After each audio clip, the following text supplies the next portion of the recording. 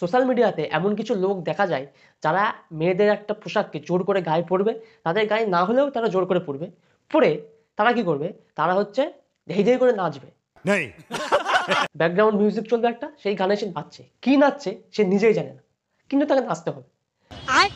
যদি নাচার এতই শখ থাকে তাহলে একটা নাচ যেভাবে হয়, একটা পুরুষ যেভাবে নৃত্য প্রদর্শন করে সেভাবে আপনি নাচুন না, সেটা মানুষ দেখবে, দেখে যদি মানুষের পছন্দ হয় তাহলে মানুষ আপনার প্রশংসা করবে। ये बड़ी अच्छी बात कही आप। অনেক পুরুষ আছে যারা মেয়েদের পোশাক পরে নাচে, সেটা হচ্ছে ক্লাসিক্যাল ডান্স। আপনারা তো সেই ক্লাসিক্যাল ডান্স করেন না, আপনাদের যে নৃত্যটা সেটা হচ্ছে ছাগল নৃত্য।